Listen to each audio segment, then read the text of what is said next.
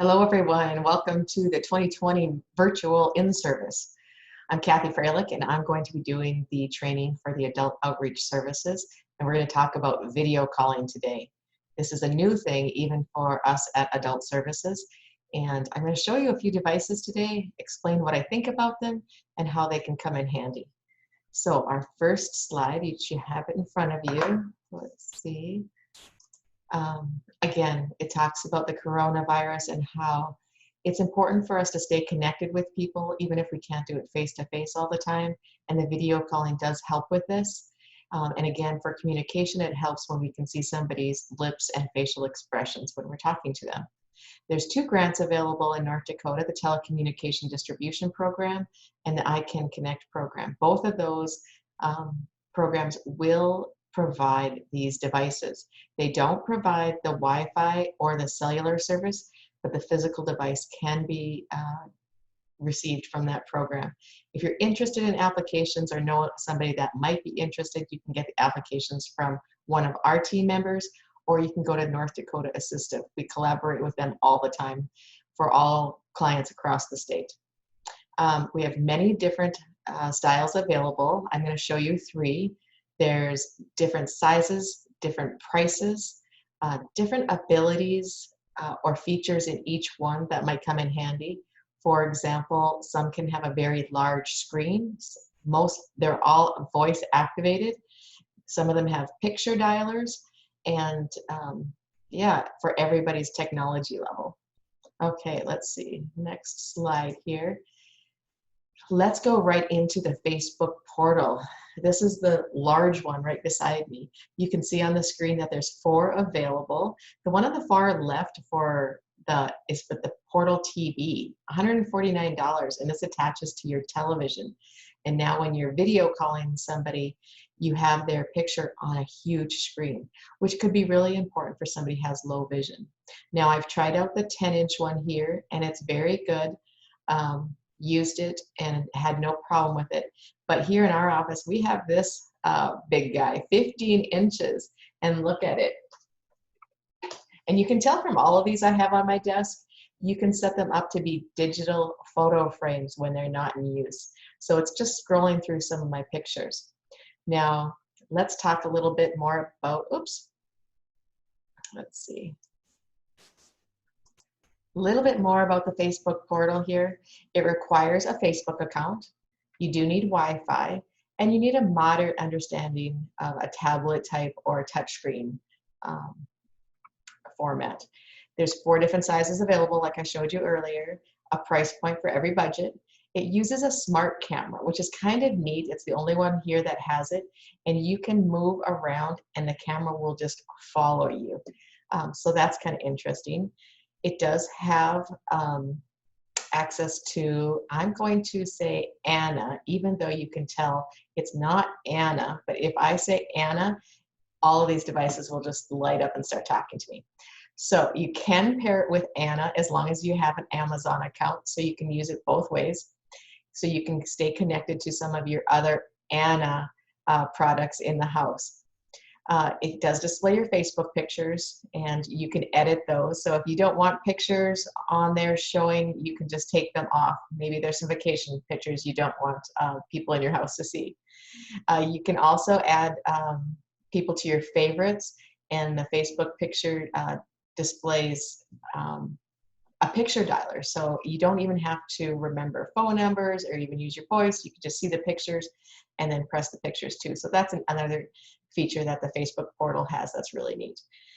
It has a physical blocking of the camera, and I like that it's a physical blocking because it gives you a little bit more privacy.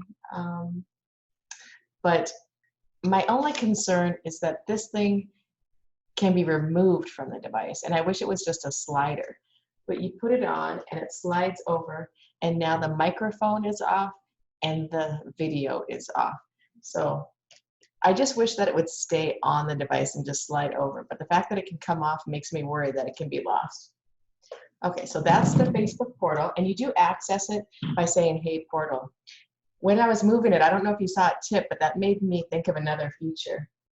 You can turn it to the side like this, And you can actually browse the web, so you can access Netflix, Amazon Prime, YouTube, so you can actually watch things on the screen like that. Kind of neat. Another neat feature it has is if you are, let's say you're a grandparent and you want to connect with your grandchildren and you can tell a story, it has stories actually on here that you can start, and you'll see your picture in there, and the rest of the frame is like a storybook that you're walking through, and you can talk to your grandkids and tell them a story at the same time. It's really a neat feature. Okay, so let's go back next to the next one here. Let's see, the Echo Show. And this is probably one of my favorite ones, I think. The Echo Show 5, it's kind of small, so I would always probably go at least up to the Echo Show 8, which is the one we're going to show you here. I got this one for my mom, and I didn't spend this $99.99, so you can get it cheaper than that. And the larger one, the 10-inch one, that would be awesome, and that's a little bit more expensive though. But let's go and talk a little bit about the Echo Show.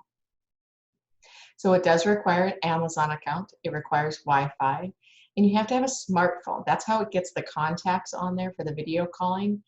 The smartphone doesn't have to have a cellular contract, but you can get a cheap smartphone from Walmart and then just put all your contacts on there. And then as long as there's Wi-Fi in the home, it just stays in the house and it connects by Bluetooth every now and then just to update the contacts. This one requires a pretty minimal understanding of technology once the setup is complete. It's one of the least expensive models of the video callers, and it can also display photos while not in use. And the nice thing about this one, when you're displaying the photos, you can use through this Amazon Alexa app that I'm showing you on the bottom there. It's a photo app, and you can go through that, and other people can download pictures into a family vault. So they don't have to have your password or anything like that, but you can invite 4 other family members to download photos onto that family vault. And so now my sister in Winnipeg could add photos, or a cousin in Minneapolis can add photos, and it's all done remotely. And then those photos would just pop up beside my mom so she could see every up-to-date photo that's coming along. So that's kind of a neat feature. You can access Amazon Prime. You can listen to Audible audiobooks through this, so that's kind of a neat situation. You can connect it with your other Anna devices in your home. So if you have an Anna doorbell, you can say, "Hey Anna, who's at the door?" and it can show you the picture of the doorbell is taking at the time. It also has drop-in capability.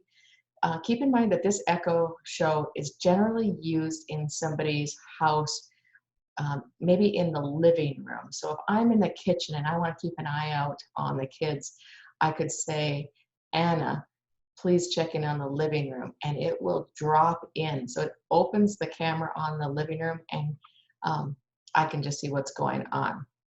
Now it does give you a little bit of a fade in screen, so if somebody who's in that room would have time to make sure they're dressed or have their hair done or whatever.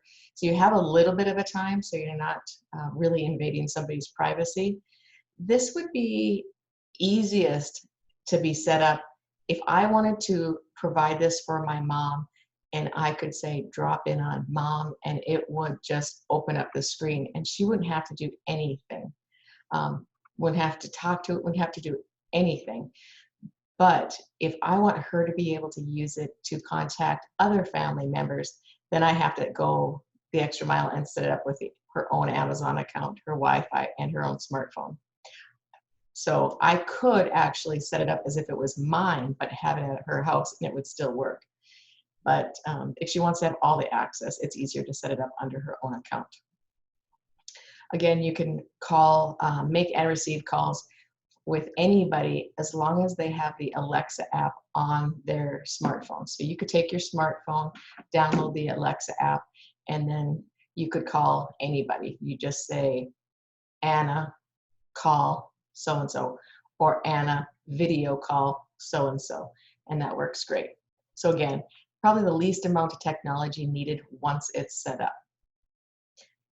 The next one here I want to talk about is the Google Nest Hub. This is probably the one I was most frustrated with trying to set it up in my office here.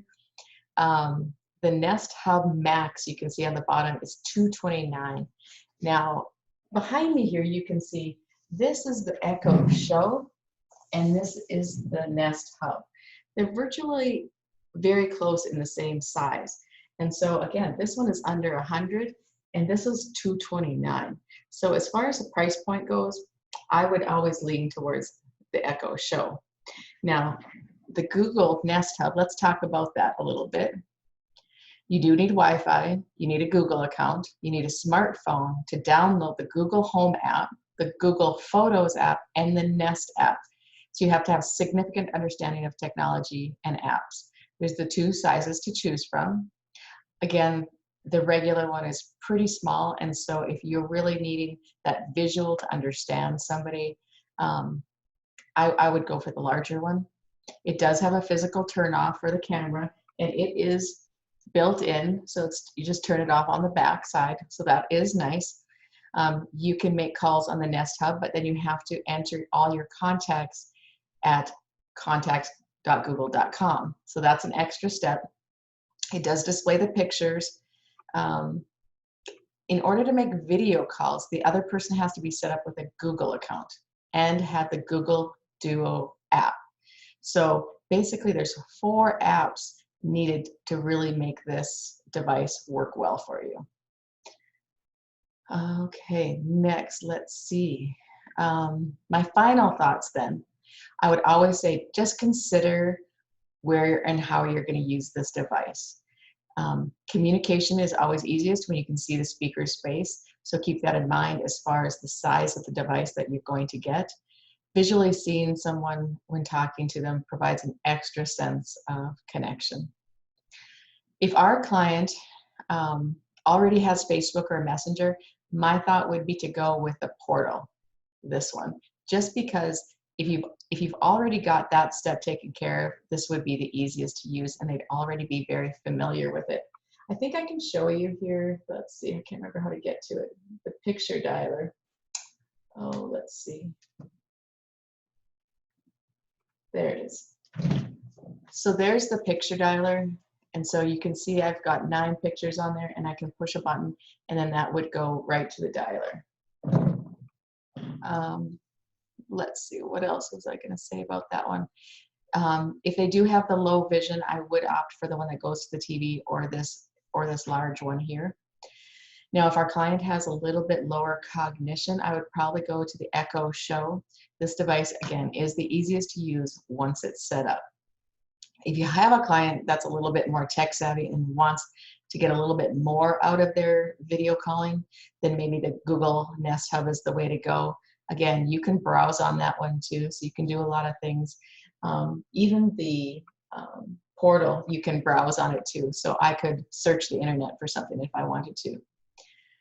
I think that's about it there.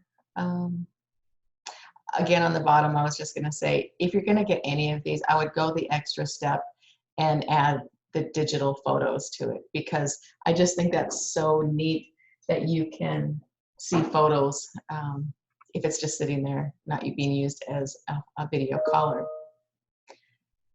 Now, an interesting thing when I was looking at this was that the Google Nest Hub, I was really excited about, because I knew you could do Google Meets on there. So you could go to a Google Meet video conference, and normally if I was doing that on my desktop or my laptop, I would be able to get captions. One of the only ones that actually provides captions as far as video conferencing goes. But I really hoped that the Google Nest Hub would have that option. And I can use it for video conferencing, but I don't get the captions. So then I was looking into this, and did you know that Hamilton CapTel, which we install a lot for our clients who are severely hard of hearing, that you can pair a Hamilton CapTel with a laptop and now have captions on your video calls. So that would be an option to go if captions are important for you to have good understanding. Now, what I'm going to do, I'm going to stop with the screen sharing here, and we're going to try a couple of these things out. Okay, so I'm going to try the portal first, and you have to start off with, hey portal. Hey portal, video call Pam Smith. Calling Pam Smith. Oops.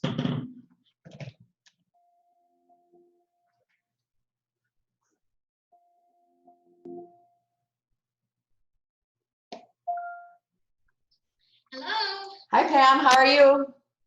I'm great. Thanks. How are you? Good. Welcome to the virtual training for 2020. Oh, happy to be here. Okay, I'm going to hang up and I'm going to try you on the Amazon. Sounds good. Okay, bye-bye. Bye-bye.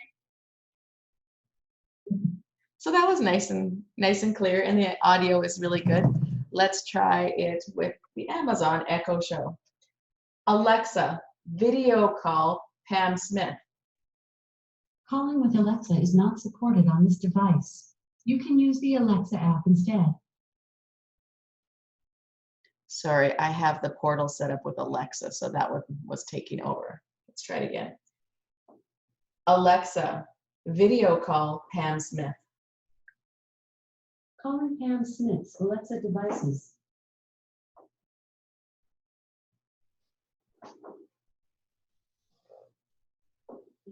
I don't know if you can see that very well.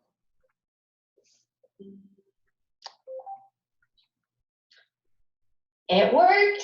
It worked. Hi, Pam. How are you? Good. Good. You get a little glare on the screen, so they can't see you as well, but the picture is very clear, and your audio is coming in really good. You can see on this I one. promise I'm here. It worked. You get a screen of you and then a small screen of me. So, okay. And did you download the Duo app? I sure did. Okay, we're going to try it on the Google Hub Nest then. I'll hang up. Thanks, Pam. Okay. Bye-bye. Bye-bye. Okay, we haven't tried this one before, so cross your fingers. Hey, Google, video call Pam Smith. Making a call to Pam Smith on Duo.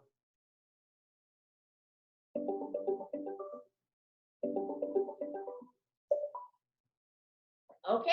Here I am. Hi, Pam. That worked great, too. It did. And it's nice and clear, and I can hear you well, although they probably can't. I got to turn up the volume just a little bit here. Okay, go ahead and talk again. Here. Okay. So this is the Google Nest Hub, and Kathy will tell you, but this is our least favorite of all of the devices we've tried so far. Yep, I did mention that, Pam. Thank you. Yeah. Okay, well, thank you, Pam. We gave them a good trial on these ones, so. That's what we wanted to do. If anybody has any questions. Welcome back, everybody.